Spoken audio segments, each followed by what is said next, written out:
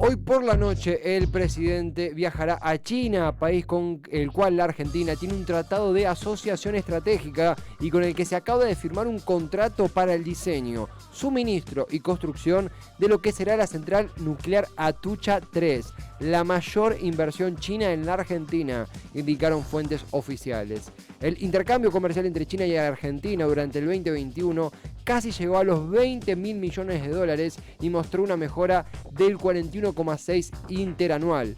Fernández fue invitado especialmente por Xi Jinping para asistir a la inauguración de los Juegos Olímpicos de Invierno justamente en Beijing. Luego asistirá el viernes a la entrega de la distinción honoris causa de la Universidad de Tsinghua. Visitará el Museo de la Historia del Partido Comunista local y participará de la inauguración de los Juegos Olímpicos de Invierno en el imponente estadio El Nido. Estamos hablando de la gira que continúa hoy en esta velada, en nuestra velada, del presidente por el gigante asiático, por la República Popular China, y para ello vamos a conversar, a conectar con quien es licenciado en Relaciones Internacionales, con una devoción académica y profesional, por supuesto, por lo que es el continente asiático. Estamos hablando de Agustín Mastragostino. Agustín, acá Esteban Chiacho en Todas las Tormentas Juntas. Gracias por estar, bienvenido. Muchas gracias, Esteban, por la invitación. Sí, una pequeña aclaración meramente académica. Sí. Todavía no soy licenciado, me falta la corrección de la tesis, pero casi. Bueno, casi. Estamos ahí nomás. Es como alguien que está medio en la misma, te deseo lo mejor de lo mejor y esperemos que 2022 sea el año que nos recibamos, cruzando los dedos, te lo digo que así sea. Agustín, enhorabuena entonces, que falte poquito. En ese sentido, más allá de la espera de esa corrección de tesis, estudiás, trabajás, te involucrás en lo que es el continente asiático. Antes que nada, se habla hay dos extremos en esta situación, que es Alberto va a China para buscar negocios, apoyo, un nuevo pacto comercial entre países, y hay otro extremo que dice, no, esto es más protocolar, mucho no sirve, algo que se desbarata fácilmente. Pero te consulto a vos, ¿qué crees que espera o qué sospechás que espera el gobierno argentino de esta visita a su par chino, a Xi Jinping? No, lo primero que uno debería tener en cuenta es que creo que es un punto medio entre las dos posiciones. Sí tiene una cuestión de protocolar, por una cuestión de que la invitación viene por parte del presidente chino por la inauguración de los Juegos Olímpicos, pero también creo que el gobierno argentino espera, luego de haber logrado el principio de acuerdo con el fondo, conseguir algunos acuerdos por parte de China. Incluso el propio presidente lo había manifestado en la última entrevista que tuvo en el canal C5N, de que una de las condiciones que había puesto China a la hora de nuevos acuerdos, ya sea inversiones, comerciales, entre otros, era cerrar el acuerdo con el fondo. Entonces creo que, más allá de lo protocolar, también creo que el gobierno espera traerse de China algunos acuerdos. ¿Cuántos? Bueno, dependerá de el manejo diplomático de nuestra Cancillería. Y Agustín, en ese sentido, se puede postular, se puede exhibir la posibilidad de que, incrementando el flujo de relaciones con China, uno tiene otra potencia donde recostarse y disminuir un poco la dependencia con los Estados Unidos. De hecho, hay un off en donde supuestamente Alberto Fernández habló de eso hoy con Vladimir Putin. Son especulaciones de momento, pero ¿crees que esto es así o es más complejo de lo que parece el relajar la dependencia con Estados Unidos mediante estos encuentros? No, yo creo que es más complejo. Sí hay una cuestión positiva dentro de lo que son las relaciones exteriores, la política exterior, que mientras más diversificada es la política exterior de un país, menos dependencia tiene respecto de las grandes potencias. Pero aún así, si miramos, como se dice, la balanza comercial, miramos las relaciones económicas, uno tiende a pensar que romper o disminuir dependencia con una gran potencia como puede ser Estados Unidos tampoco debería significar tener una nueva dependencia con otra potencia, que puede ser Rusia, puede ser China. O sea, hay como una fina línea entre una cosa y la otra, y sí hay que tener en cuenta que si lo vemos en términos comerciales, estrictamente comerciales, Argentina depende mucho más de China que de Estados Unidos, en donde sí uno puede pensar en donde la dependencia es más fuerte respecto de Estados Unidos en la cuestión financiera, obviamente teniendo en cuenta la cuestión del FMI, porque uno puede trazar el paralelismo de que el FMI es Estados Unidos, ya que tiene un peso mucho más importante que otros países. pero si lo pensamos en términos comerciales, la dependencia es más hacia China que hacia los Estados Unidos, siendo que China es nuestro segundo socio comercial y que durante 2020, durante la pandemia, y teniendo en cuenta que las relaciones con Brasil no están pasando por el mejor momento, hubo meses incluso en donde China fue el primer socio comercial de Argentina. Remarco fuertemente esto porque a veces está bien, hay como una especie como de lasaña de dependencias donde tenemos una dependencia con Estados Unidos por el fondo, pero comercialmente es como mencionás vos, efectivamente, fácticamente, es China un socio clave en materia comercial. No sé si me voy por las ramas, obviamente que desde el lado que lo que uno puede saber o conocer, estaba esta postura, justo ayer lo charlamos al aire por el tema de la exploración petrolera en Argentina, de que si China empezara a producir su propia soja, si fuera autosustentable en soja, sería un fuerte dolor de cabeza para el gobierno argentino, y por un lado pensaba, bueno, quizás estos encuentros ayudan a que dicho proyecto no cercene la vía comercial con Argentina. ¿Esto es así o China, si quiere ser autosustentable y puede hacerlo, lo va a hacer y nosotros que nos arreglemos? ¿Cómo sería?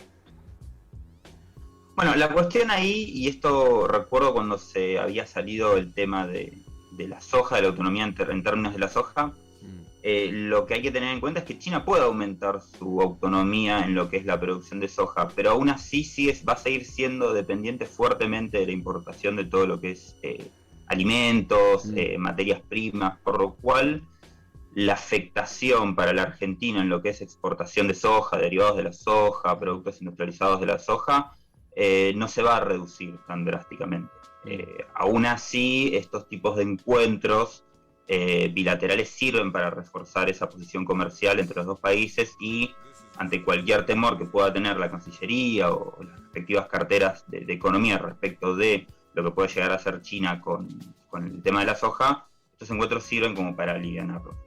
Estamos en conversación con Agustín Mastragostino, él es futuro licenciado en Relaciones Internacionales, analista internacional, es muy activo en redes sociales, de hecho allí es donde más sigo y seguimos lo que realizás. También estás en la UNLA, ¿verdad? En la Universidad de Lanús, como docente auxiliar.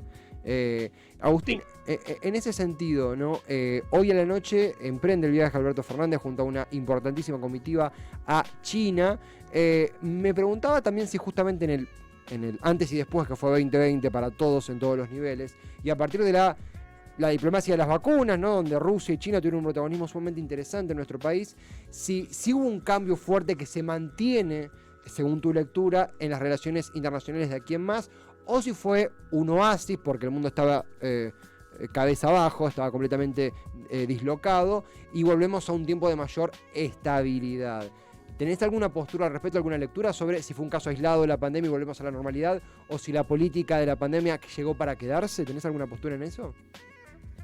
En ese sentido, creo que uno de los debates que más se dio fue que el mundo entraba en una suerte de, voy a decirlo así muy mal y pronto, caos, sí.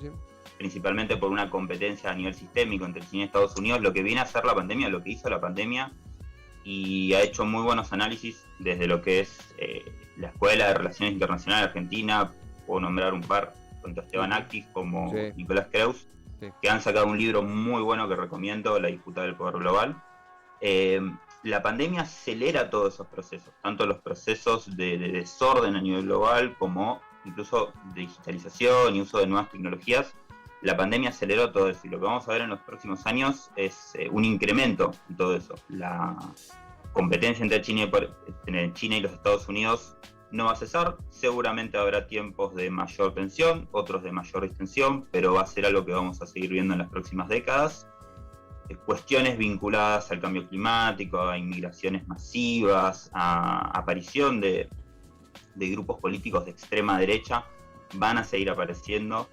La pandemia, repito, es algo que los aceleró, y la transformación digital lo mismo, es algo que va a seguir incrementándose, incluso con la cuestión del 5G, la inteligencia artificial, una nueva aparición de lo que es el dominio del uso del espacio exterior, cuestiones de satélites, etcétera. Creo que todo eso se va a ir acelerando en las próximas décadas. Y Agustín, desde la curiosidad realmente, en su momento me interesó mucho lo que es el caso Taiwán, la corriente independentista contra el deseo de Xi Jinping de anexar, de configurar finalmente la Gran China, con ya Hong Kong, bueno, con Taiwán, una de las tensiones más grandes que quizá tengamos al menos este año y que ya tiene antecedentes, por supuesto. Pero también está el caso del 5G y su potencial arribo a nuestro país. En ese sentido, Argentina, el gobierno, más puntualmente, ¿tiene muñeca como para explorar esas cuestiones? ¿O sentís que si Biden o quien fuera levanta el teléfono, podemos volver al punto de inicio? Digamos, ¿tenemos muñeca o nos pueden llegar a tirar de la soga y tener que volver a de donde salimos? ¿Tenés alguna postura al respecto? Yo creo que el gobierno en ese caso tiene bastante autonomía, más allá de, incluso se había hablado mucho de la cuestión de si el viaje a China y Rusia era, ¿cómo se dice? Estaba en la cuestión del timing del viaje a China y Rusia por la cuestión del FMI, y uno lo que puede llegar a ver es que se llegó al acuerdo con el FMI, incluso estando el viaje acá a la vuelta de la esquina, y creo que no ha tenido mucho peso en esa cuestión. Y vinculado al 5G en específico, creo que lo mismo. Argentina tiene su autonomía, más allá de las presiones que vaya a ser o no Estados Unidos, tiene una autonomía de decisión, obviamente, y algo que, justo la cuestión del 5G es parte de mi tema de tesis, así que por ahí un poco más me puedo explayar en ese sentido. Por favor. Creo que algo crucial que podrían experimentar la región es tener una posición más común respecto del 5G, porque ahí es donde la región tiene una posición negociadora, ya tanto sea con Huawei como sea con cualquier otra empresa, con Ericsson, con Nokia, con alguna empresa norteamericana. Creo que tendría una posición mucho más consolidada, pero aún así también está la cuestión de los costos de la tecnología del 5G. Entonces, en ese sentido, si Estados Unidos no puede ofrecer un servicio que sea acorde a lo que puede, digamos, entre comillas, pagar la Argentina, porque el 5G es una tecnología muy cara, va a ser muy difícil que esas presiones calen hondo. Esas presiones son más viables en países como Europa, donde pueden, digamos, elegir entre una tecnología u otra y están por ahí, sí, más supeditados a los intereses norteamericanos o son más dependientes de los intereses norteamericanos, pero por ejemplo, si uno mira el caso del continente africano o en Asia, donde elegir entre una tecnología más cara o una más barata es mucho más difícil plegarse a las exigencias norteamericanas, y creo que a América Latina, más allá de las presiones, le va a terminar pasando eso. Por ahí hay algunos países que van a ser más flexibles a las presiones norteamericanas y otros que van a tener más autonomía debido a que les va a ser muy difícil adquirir otro tipo de tecnología, incluso queriéndolos. Sí, se comprende mucho. A veces cuando uno habla del 5G imagina una mesa de negociación y tironeos, pero también está la capacidad logística, ¿verdad? Digo, si no hay posibilidad de instalar el modelo estadounidense de 5G y el chino más viable por su forma, por su capacidad, casi que no le queda, pareciera que no le queda opción a la región y condiciona en algo que haya cierta simetría, sacando el caso de Brasil, pero imaginando que ganara Lula da Silva. ¿Condicionan algo en eso, que haya una simetría ideológica en la región o es más independiente un país? Pueden suceder ambos escenarios, incluso si uno lo mira ahora, más allá de las presiones norteamericanas, incluso de un gobierno de Bolsonaro más plegado a Estados Unidos, Huawei no fue vetado de Brasil. Incluso Huawei tiene centros de investigación en San Pablo. Entonces, otro caso, Chile, más allá de que cuando fue el tema de la construcción del cable subterráneo que iba a conectar Chile con Asia, sí, las presiones norteamericanas fueron muy fuertes. Cuando uno lo va al tema de la interconexión de las telecomunicaciones, en temas 5G, Huawei sigue estando en Chile. Incluso en Argentina, Huawei tiene una tradición muy fuerte con respecto al 4G. Entonces, pueden suceder los dos escenarios. Sí, obviamente que un potencial triunfo de Lula da Silva en Brasil, con un acercamiento ideológico mucho más viable con la Argentina, sí, puede llevar una posición conjunta, porque en el pasado ha sucedido posiciones conjuntas de Brasil y Argentina, cuando acá gobernaba el expresidente Kirchner, y en Brasil el primer tiempo de Lula da Silva, se han dado muchas posiciones conjuntas en materia de negociaciones, así que no es algo que no pueda volver a suceder. Agustín, es súper completo, es un viaje que uno, si posiciona la lupa con ayuda de los que saben, puede entender un poco y pasar la radiografía de qué cosas buscan, qué cosas busca llevarse Alberto Fernández para la Argentina y qué cosas pueden cambiar el panorama. Te hago la última, desde el lado que lo quieras tomar, porque es bastante amplia, pero en sentido de que en un mundo donde tenemos, mencionamos el conflicto de Taiwán, ni hablar del conflicto que está ocurriendo en Ucrania, ni hablar las propias urgencias de los países y el hecho de que aún estamos en pandemia, muchas veces sentimos que Argentina puede ser una prioridad menor para las grandes potencias, pero también vemos casos como estas visitas y decimos, hay un interés, ¿en qué consistirá? Lo fuimos charlando. ¿Crees que Argentina es un país tenido en cuenta? ¿Es un país, cómo crees que nos ven? La pregunta va por ese lado. ¿Cómo sentís que China perciba a la Argentina? ¿Hubo algún cambio en los últimos años? ¿Tenés alguna opinión sobre cómo nos observan desde Asia? Yo creo que en ese sentido va muy vinculado al tipo de agenda que uno quiera observar. No es lo mismo pensar agendas vinculadas más a la seguridad, a la defensa o agendas vinculadas a cuestiones comerciales, cambio climático. Creo que la visión que puedan tener otras potencias de la Argentina va a depender mucho de la agenda en donde estemos vinculados e involucrados. Si uno lo piensa en términos comerciales, sí hay una visión de Argentina de importancia porque somos uno de los países más importantes a nivel regional, la tercera o cuarta economía de la región. Entonces, en ese sentido, Argentina es un jugador que tiene un peso relativo en ese tipo de agendas. Pero también es una construcción que viene desde la propia Cancillería y del propio Estado argentino de poder construir imagen hacia afuera. Así que creo que en ese sentido depende mucho del tipo de agenda. Puedo dar otro ejemplo en cuestión de materia de derechos humanos, que soy docente en mi universidad. Sí, Argentina tiene mucho peso en ese sentido por la historia que trae nuestro país. Pero si uno lo piensa en otro tipo de agendas, como la de seguridad y defensa, por ahí aminora esa importancia. Agustín, ha sido una charla muy informativa. Para el final mencionar, nos custodió el Titán, nos custodió Martín Palermo ahí a tus espaldas. Ese es el póster del Retiro, del 2011.